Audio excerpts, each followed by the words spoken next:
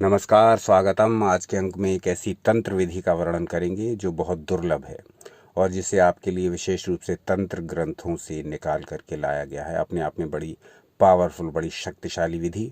और इस विधि का यदि पालन किया और इस विधि से ध्यान किया तो निश्चित रूप से हमें अपने हर कार्य में सफलता मिलेगी। चाहे वो कार्य भौतिक हो, चाहे वो आध्यात्मिक हो, चाहे पारलौकिक हो अथवा लौकिक हो, चाहे स्वास्थ्य से संबंधित हो, चाहे धन से संबंधित हो, चाहे अपने व्यापार से संबंधित हो। कोई भी वो कार्य जिसमें हम सफलता चाहते हैं उसको हम प्राप्त कर सकते हैं। कोई भी वो कार्य जिसमें हम सफल होना चाहते हैं उसको हम प्राप्त कर सकते हैं। वजह ये, कारण ये कि इसमें हम अपनी इच्छा शक्ति और क्रिया शक्ति का प्रयोग करके अपने भीतर स्थित पराशक्ति को जागृत करते हैं और उस शक्ति की सहायता से अपने कार्यों को संपन्न करते हैं। तो ये एक दिन का कार्य नहीं, ये कोई चमत्कार नहीं, ये नित्य प्रति करने का अभ्यास है, करने की विधि है। इसको नित्य प्रति करने से शरीर के भीतर सुप्त स्रोत जो ऊर्जा के हैं वो जागृत होंगे और अपने प्रत्येक कार्य में हम निश्चित ही सफलता प्राप्त करेंगे। इसको ठीक से समझ लें, क्योंकि ये तंत्र ग्रंथ है, इसलिए इसकी प्रत्येक बात डिस्कवर नहीं की जा सकती है। डिस्कवर का अर्थ ये यहाँ कि प्रत्येक बात को खोला नहीं जा सकता है, क्योंकि तंत्र ग्रंथों में जो बहुत सारी विधियाँ हैं वो गुरु द्वारा शिष्य को प्रदान की जाती हैं यदि वो पात्र हो, और यदि वो अपात्र है तो निश्चित ही उसका दुरुपयोग करेगा। तो इस प्रकार से हम तंत्र की जो ग्रंथों की सामग्री आपके समक्ष लाते हैं उनमें से मात्र वही सामग्री प्रदान करते हैं जो कि कुछ हद तक जन सामान्य के लिए ठीक है, उपयोगी हो सकती है, जिसके दुरुपयोग की संभावना नहीं है। तो इसमें भी जो मूल सूत्र आपको दिखाई दे रहे हैं वो योगिनी हृदयम नामक ग्रंथ से लिए गए हैं। इसका पूरा हम अर्थ नहीं खोलेंगे, क्योंकि इसके पूरे अर्थ गुरु मुख से ही प्राप्त हो सकते हैं। तो जो लोग विशेष रूप से इच्छुक हैं इनको जानने के लिए वो ईमेल द्वारा संपर्क कर सकते हैं। हम यहाँ वो विधि बताने जा रहे हैं जो इन श्लोकों के मूल में छुपी हुई है, जिसका प्रयोग करके हम अपने जीवन में सफलता प्राप्त कर सकते हैं। हम केवल उन्हीं उदाहरणों को लेंगे। तो मूल श्लोक आपकी स्क्रीन पर प्रदर्शित हो रहे हैं। अब ये इसमें जो छुपे हुए अर्थ हैं वो आपके समक्ष प्रस्तुत कर रहे हैं। इस विधि के रूप में ध्यान कैसे करना है, अपनी क्रिया शक्ति और अपनी इच्छा शक्ति को एकाकार करके अपनी पराशक्ति को जागृत करना है। और यदि अपनी भीतर की ऊर्जाएं जागृत हो गई, पराशक्ति जागृत हो गई, तो जिस कार्य में भी हाथ डालेंगे उसमें सफल होंगे। क्योंकि हमारी इच्छा शक्ति और हमारी क्रिया शक्ति ये दोनों बहुत बिखरी हुई हैं, दोनों फैली रहती हैं, दोनों अव्यवस्थित रहती हैं, दोनों एक दूसरे से जुड़ी नहीं रहती हैं। तो सोचते कुछ हैं, कर्म कुछ और करते हैं, कर्म कुछ और हो जाते हैं, विचार कुछ और चलता रहता है। तो इच्छा शक्ति हमारी और क्रिया शक्ति हमारी, ये दोनों की दोनों शक्तियाँ बिल्कुल अलग थलग पड़ी रहती हैं और दोनों की जो कार्य हैं उनमें कोई सामंजस्य नहीं, कोई हार्मोनी नहीं, कोई मेल नहीं। इसीलिए हमारे कर्मों में हमें उस प्रकार से सफलता नहीं मिल पाती है जिस हिसाब से हमें मिलनी चाहिए। तंत्र ग्रंथ इस बारे में बिल्कुल स्पष्ट हैं।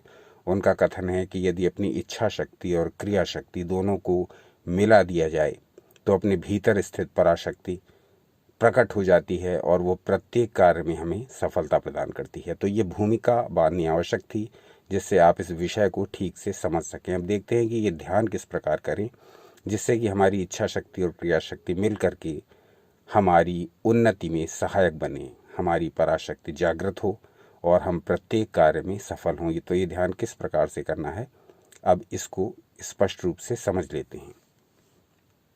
ध्यान लेट कर करना है। शवासन में लेट जाएंगे, शरीर निश्चेष छोड़ देंगे, इनएक्टिव। सांसों पर ध्यान लगाएंगे, सांसों के आने और जाने पर देखेंगे, थोड़ी देर ऑब्जर्व करेंगे सांसों को, मन शांत हो जाएगा, ध्यान में उतरने को तैयार हो जाएगा। अब ध्यान प्रारंभ करेंगे। एक लाल रंग का बिंदु दोनों आँखों के बीच में भ्रू मध्य में आज्ञा चक्र पर, लाल रंग का बिंदु क्रिया शक्ति रूपी लाल रंग का बिंदु। यहाँ हम आज्ञा चक्र को जागृत नहीं कर रहे हैं, कोई भी आज्ञा चक्र का एक्टिवेशन संबंधी ध्यान नहीं कर रहे हैं, इसलिए आज्ञा चक्र पर कोई ध्यान नहीं देना है। केवल भ्रू मध्य में लाल रंग का बिंदु इमेजिन करना है। ये बिंदु क्रिया शक्ति का द्योतक है। लाल रंग का बिंदु दोनों आंखों के बीच में, यह है क्रिया शक्ति। अब इससे एक उंगली दूर श्वेत बिंदु की कल्पना करनी है, सफेद रंग का बिंदु, यह है इच्छा शक्ति, विल पावर। ये क्रिया शक्ति हो गई हमारी, power of action, physical power, mental power, सब इसी के अंतर्गत आती हैं क्रिया शक्ति के। ये लाल रंग का बिंदु है जो हमारे भ्रूमध्य में स्थित है, स्थिर है। ये इनएक्टिव है, बिल्कुल निष्क्रिय है। इससे एक उंगली दूर कल्पना की हमने श्वेत रंग के एक छोटे बिंदु की, जो है विल पावर का बिंदु, इच्छा शक्ति का बिंदु। अब ये इच्छा शक्ति का बिंदु क्रिया शक्ति की ओर आ रहा है। श्वेत रंग का ये बिंदु है और क्रिया शक्ति का जो बिंदु है वो रक्त वर्ण का है, लाल रंग का। अब ये इच्छा शक्ति रूपी श्वेत बिंदु क्रिया शक्ति रूपी रक्त बिंदु से मिल गया है। श्वेत बिंदु का आकार छोटा है, जो इच्छा शक्ति का प्रतीक है, और रक्त बिंदु का आकार बड़ा है, जो कि क्रिया शक्ति का प्रतीक है। अब श्वेत बिंदु यानी इच्छा शक्ति वाला बिंदु अपना आकार बढ़ाता है। कल्पना कीजिए श्वेत बिंदु का आकार बढ़ रहा है और बढ़ते बढ़ते वो क्रिया बिंदु के यानी लाल रंग के बिंदु के आकार के बराबर हो गया है। अब ये श्वेत बिंदु यानी इच्छा शक्ति और रक्त बिंदु यानी क्रिया शक्ति, ये दोनों शक्तियां एक हो गई हैं। अब हमें उस लक्ष्य की कल्पना करनी है जो हमें प्राप्त करना है।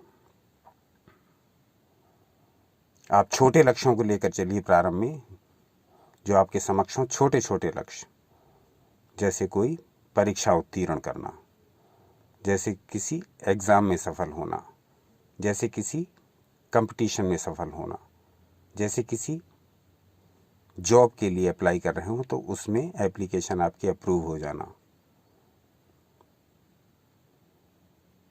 जो भी आपके छोटे छोटे लक्ष्य हों, बहुत दूर के नहीं कि मुझे आकस्मिक बहुत सारे धन की प्राप्ति हो जाए, इस प्रकार के लक्ष्य नहीं। कोई बहुत पुराना रोग हो मेरा, वो एकदम से नष्ट हो जाए, इस तरह नहीं। छोटे छोटे लक्ष्य जो बिल्कुल नज़दीक हों, बिल्कुल पास हों, उनकी कल्पना करिए।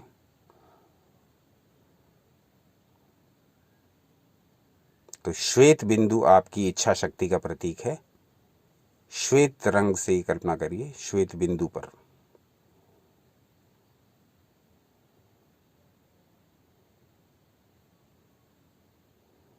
अब ये रक्त बिंदु चूंकि श्वेत, अब इस कल्पना को करते रहिए। अब ये रक्त बिंदु चूंकि श्वेत बिंदु का आकार, दोनों का आकार समान हो गया है। अब ये दोनों एक आकार हो गए हैं।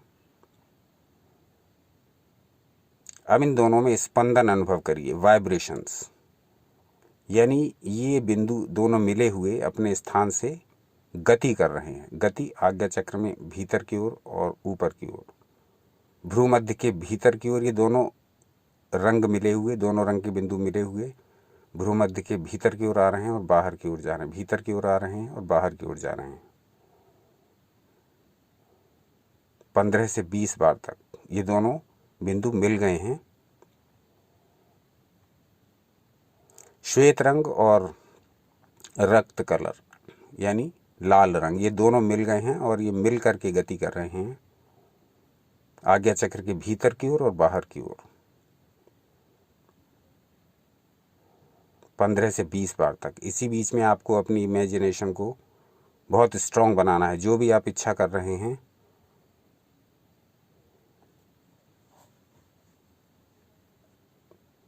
उसको बार बार मन में रिपीट करना है। मुझे ये चाहिए, मुझे ये चाहिए।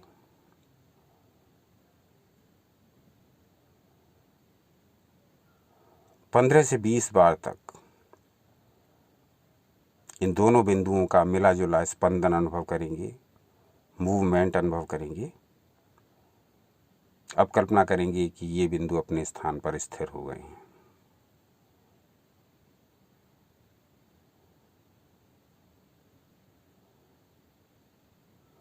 अब श्वेत बिंदु अपने मूल आकार में आता हुआ धीरे धीरे वापस उसी स्थान पर जा रहा है, जो कि इच्छा शक्ति का प्रतीक है, और जो क्रिया शक्ति का प्रतीक है वो अपने उसी स्थान पर है, और वो भी अपने आकार को छोटा करता हुआ भ्रूमध्य में ही लुप्त हो गया है।